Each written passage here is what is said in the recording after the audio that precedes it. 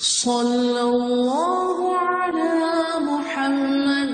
صلی اللہ علیہ وسلم۔ اعوذ باللہ السمیع العلیم من الشیطان الرجیم، بسم اللہ الرحمن الرحیم، والصلاة والسلام علی رسول الکریم۔ بخاری شریف کتاب الجماع والامام جاری ہے۔ آج حدیث ہم پڑھیں گے 623، اور یہ حدیث جو ہے یہ اسی باب سے ہے جو ہم نے پچھلی دفعہ شروع کیا تھا کہ فضل الفجر فی الجماع، کہ نماز فجر باجماعت ادا کرنے کی فضیلت کا بیان۔ جو حدیث ہے 623، اور یہ حدیث حضرت ابو موسیٰ اشعری رضی اللہ تعالیٰ عنہ سے روایت ہے۔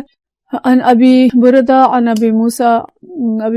رضی اللہ تعالیٰ عنہ فرماتے ہیں قال النبی صلی اللہ علیہ وسلم، کہ نبی کریم صلی اللہ علیہ وسلم نے فرمایا اعظم الناس اجرا فی الصلاۃ، کہ لوگوں میں نماز کا سب سے زیادہ ثواب ان کو ملتا ہے ابعدہم، جو دور کی مسافت سے مسجد میں آتے ہیں، فابعدہم ممشی، اور پھر جو زیادہ دور کی مسافت سے چل کے آتے ہیں، والذی ینتظر الصلاۃ، اور وہ شخص امام کے ساتھ نماز باجماعت کے انتظار میں رہتا ہے، حتی یصلیھا مع الامام، یہاں تک کہ وہ نماز امام کے ساتھ پڑھ لیتا ہے۔ اعظم اجرا من الذی یصلی ثم ینام،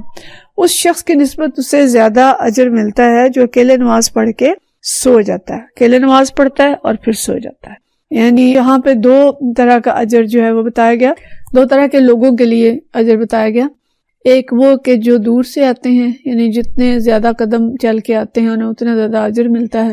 اور دوسرا اس شخص کے لیے جو آتا ہے مسجد اور امام کے ساتھ نماز کا انتظار کرتا ہے، اسے بیٹھنا پڑتا ہے تو وہ بیٹھتا ہے اور بیٹھ کے نماز کا انتظار کرتا ہے، تو اسے ظاہر بہت زیادہ اجر ملتا ہے مسجد میں بیٹھنے کا، انتظار کرنے کا، اور پھر باجماعت نماز پڑھنے کا۔ اور ایک شخص ہے جو گھر میں ہی اکیلا ہی نماز پڑھتا ہے اور پھر سو جاتا ہے کہ پتہ نہیں کب نماز ہوگی، کتنا وقت ہے، تو ظاہر ہے اس کا اجر جو ہے وہ کم ہے۔ تو باجماعت نماز مسجد میں پڑھنے سے بہت سی فضیلتیں جمع ہو جاتی ہیں۔ ایک تو مسجد کی طرف جانا، جتنے قدم چل کے جائیں گے اور جتنی دور سے جائیں گے اتنا اجر ہوگا، دوسرا امام کے ساتھ نماز پڑھنا، اور تیسرا مسجد میں نماز پڑھنا۔ اور یہ بھی پتہ چلتا ہے کہ جتنی مشقت ہوگی اتنا اجر ہوگا، اور فجر کی نماز میں حاضر ہونے میں ظاہرہ مشقت زیادہ ہے،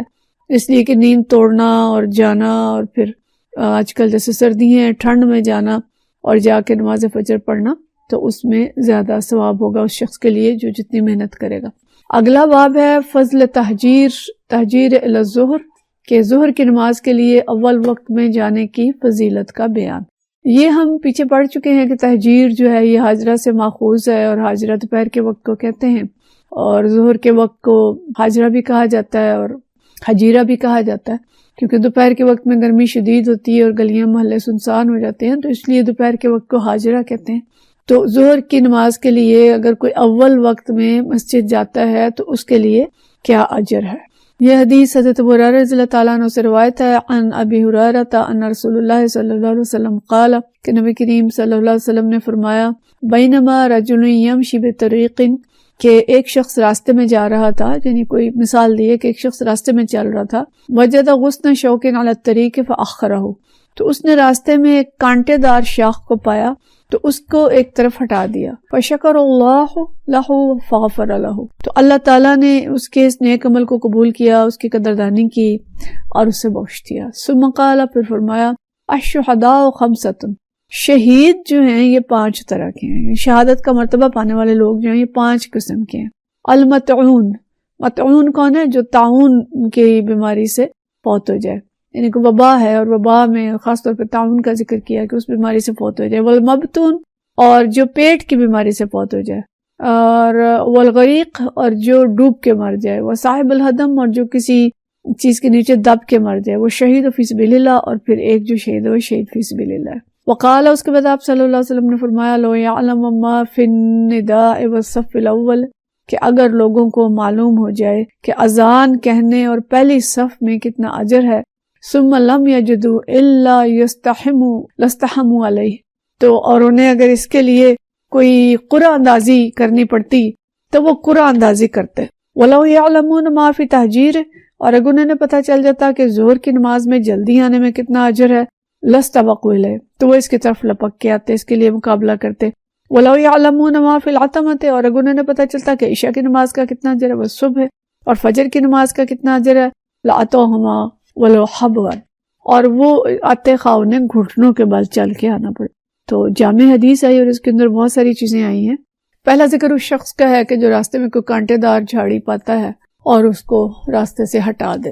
ظاہر یہ ایک معمولی عمل محسوس ہوتا ہے، لیکن اللہ تعالیٰ کے ہاں یہ عمل بھی ضائع نہیں ہوتا، بلکہ اس عمل کے نتیجے میں اس کی مغفرت ہو سکتی ہے۔ اور الفاظ اتنے خوبصورت ہیں کہ فشکر اللہ، کہ اللہ تعالیٰ اس کی قدردانی کرتا ہے۔ شکر جب اللہ کی طرف سے ہوتا ہے تو وہ قدردانی کے معنی میں آتا ہے، اور انسان کی طرف سے ہوتا ہے تو تشکر، تو اللہ تعالیٰ اس کی قدردانی کرتا ہے اور اس کو بخش دیتا ہے۔ تو مطلب یہ ہے کہ کسی بھی نیکی کو ہمیں معمولی نہیں سمجھنا چاہیے، اور چھوٹی سے چھوٹی نیکی کا بھی موقع ملے تو کر گزرنا چاہیے کہ اللہ کے ہاں کوئی عمل ضائع نہیں ہوتا۔ پھر شہید کی مختلف قسمیں بتائی گئیں کہ شہید کے جو احکام ہیں 2 طرح کے ہیں۔ ایک تو شہید فی سبیل اللہ، اس شہید کے لیے، شہید فی سبیل اللہ جو جنگ میں شہید ہوتے ہیں، اور اس کے لیے جو احکام ہیں، اس کے احکام دنیا کے اندر ہیں۔ شہادت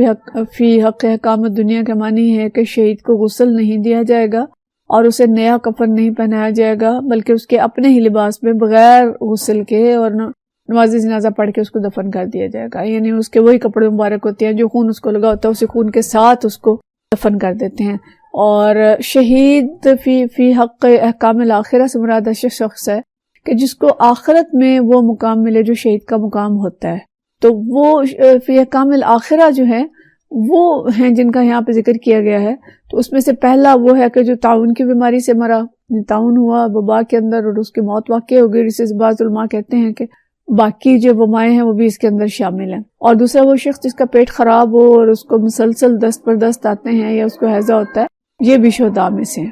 تیسرا شہید اسے قرار دیا گیا جو مسلمان پانی میں ڈوب کے مر جائے، اور چوتھا وہ جس کے اوپر کوئی دیوار وغیرہ گر جائے یا کوئی اور وزن اس کے اوپر گرے اور اس کے نیچے دب جائے، اور پھر پانچواں وہ ہے کہ جو اللہ کے دین کو غالب کرنے کی کوشش کر رہا ہو اور اسی جدوجہد میں مارا جائے۔ تو یہ 5 آدمی جو ہیں یہ شہداء ہیں، اور اللہ تعالیٰ ان کو مقام دے گا جو اللہ تعالیٰ نے جنت میں شہداء فی سبیل اللہ کے لیے رکھا ہے۔ اچھا، اب اس کے علاوہ بھی بہت ساری قسمیں علماء نے گنوائی ہیں کہ جو شہید ہیں۔ مثلا بچے کی پیدائش کے وقت اگر عورت کی موت واقع ہو جاتی ہے، مسلمان عورت کی، تو وہ بھی شہید ہوتی ہے۔ مسافرت میں کوئی مارا گیا ہے، درندے نے کسی کو پھاڑ کھایا ہے، وبائی امراض ہیں، حادثہ ہے، کوئی اپنی جان اور مال کی آبرو بچانے میں، جان مال یا آبرو بچانے میں مرتا ہے۔ تو مطلب یہ ہے کہ بہت سارے اس طرح کی ہیں مثالیں جن کو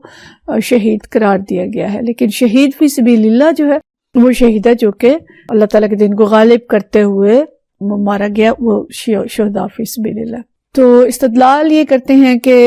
ایک دفعہ نبی صلی اللہ علیہ وسلم، حضرت بکر صدیق، حضرت عمر، حضرت عثمان رضی اللہ تعالیٰ عنہ احد کی پہاڑی پہ کھڑے تھے کہ وہ لرزنے لگی، تو نبی صلی اللہ علیہ وسلم نے اپنا پاؤں احد کی پہاڑی پہ مارا اور فرمایا کہ اے احد کی پہاڑی تھم جا، تجھ پر ایک نبی اور ایک صدیق اور 2 شہید ہیں۔ تو گویا حضرت عمر اور حضرت عثمان رضی اللہ تعالیٰ عنہ کو نبی کریم صلی اللہ علیہ وسلم نے شہید قرار دیا۔ حالانکہ جب حضرت عمر رضی اللہ تعالیٰ عنہ پر خنجر کا وار ہوا تھا تو آپ فوری طور پہ وفات نہیں پائی، بلکہ آپ نے وصیت کی، نئے خلیفہ کے لیے آپ نے ایک کمیٹی بنائی اور اس کے بعد آپ کی وفات ہوئی تھی۔ تو حضرت عمر رضی اللہ تعالیٰ عنہ جو ہیں وہ شہید تھے، لیکن ان کو غسل دیا گیا اور ان کو کفن میں بنایا گیا، یعنی وہ اس طرح کے شہید نہیں تھے جیسے میدان جنگ میں شہید ہوتا ہے۔ یا آپ شہید فی حق احکام الآخرہ ہیں، اسی طرح عثمان رضی اللہ تعالیٰ عنہ بھی تھے۔ تو یہ شہداء کی قسمیں اس حدیث کے اندر گنوائی گئی، اور پھر آپ صلی اللہ علیہ وسلم نے فرمایا کہ اگر لوگوں کو وہ اجر اور ثواب معلوم ہوتا جو ظہر کی نماز کے وقت پڑھنے کے لیے مسجد کی طرف جانے میں ہے تو لوگ اس میں مسابقت کرتے اور ہر ایک کی کوشش ہوتی کہ سب سے پہلے مسجد میں پہنچے۔ اور اسی طرح اگر لوگوں کو معلوم ہوتا کہ عشاء اور فجر کی نماز میں کتنا ثواب ہے تو لوگ آتے چاہے انہیں گھٹنوں کے بل چل کے آنا پڑتا۔ تو مطلب یہ ہے کہ شہداء کی قسمیں گنائی اور ترغیب دی اجر کی، تو نماز کا بھی اسی طرح سے نبی کریم صلی اللہ علیہ وسلم نے یہ ترغیب دی اور بتایا کہ نماز ظہر میں، عشاء میں، فجر میں اتنا زیادہ اجر ہے کہ لوگوں کو اگر پتہ چل جائے تو قرآن اندازی کریں اور ایک دوسرے سے آگے بڑھنے کی کوشش کریں۔ لیکن بد نصیبی سے ہمارے ہاں شعور نہیں ہے اور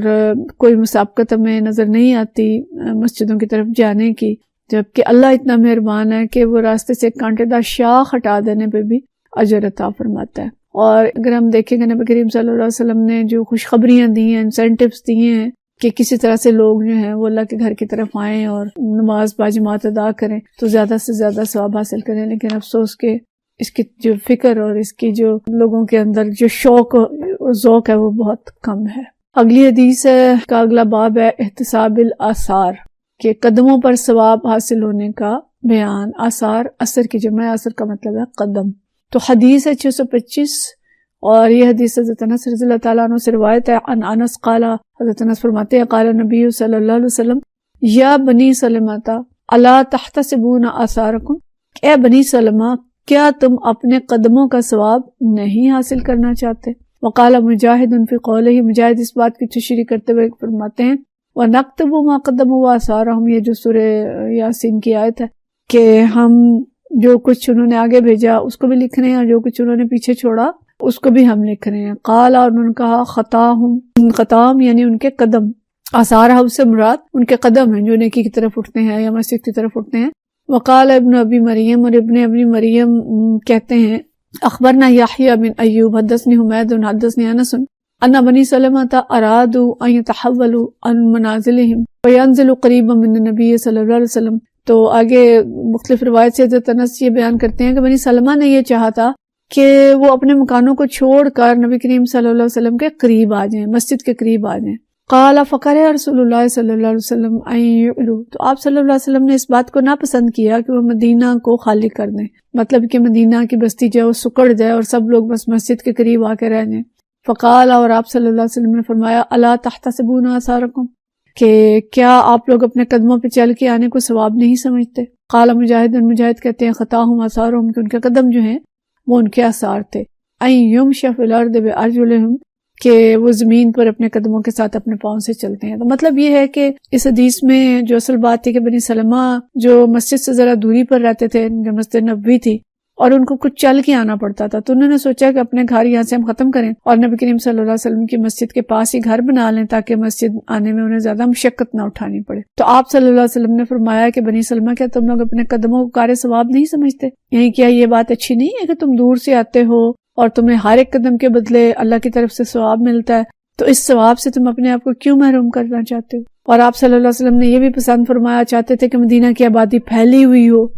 اور زیادہ سے زیادہ خطہ زمین جو ہے وہ مدینہ منورہ کی آبادی سے بھر جائے، لوگ یعنی سمجھیں کہ اب مسلمانوں کی آبادی جو ہے بہت زیادہ ہو گئی ہے، تو اگر سب لوگوں کو اجازت ملتی، سب مسجد کے قریب آ جاتے تو مدینہ کا شہر چھوٹا ہو جاتا۔ تو آپ صلی اللہ علیہ وسلم نے اس کو پسند نہیں کیا۔ لیکن جو اصل اس حدیث کو لائے ہیں اس باب میں، اس سے مراد کیا ہے کہ مسجد کی طرف زیادہ قدم چل کر جانے کا ثواب زیادہ ہے، اور جتنا زیادہ چل کے جائیں گے۔ لیکن اس کا یہ مطلب نہیں ہے کہ گھر کے قریب کو مسجد ہو تو اس کو چھوڑ کے دور والی مسجد میں جایا جائے۔ البتہ یہ علماء کہتے ہیں کہ ہاں اگر گھر کے قریب کوئی مسجد ہے، اس کا امام ٹھیک نماز نہیں پڑھاتا، اس کی قرات ٹھیک نہیں ہے، یا وہ بدعات کا شکار ہے، یا کوئی ایسی وجہ ہے کہ اس کی کسی کوتاہی کی وجہ سے لوگ اس کو پسند نہیں کرتے، تو پھر دور والی مسجد میں جایا جا سکتا ہے۔ یا دور والی مسجد میں تعلیم اچھی ہوتی ہے، وہاں پہ کوئی درس وغیرہ ہوتا ہے، فوائد زیادہ ہیں، تو پھر دور کی مسجد میں جا سکتے ہیں، ورنہ یہ کہ اپنی قریبی مسجد جو ہے اس کو ترجیح دینی چاہیے۔ تو بہرحال یہ کہ جتنا دور سے جائیں گے اتنا زیادہ ثواب ہوگا۔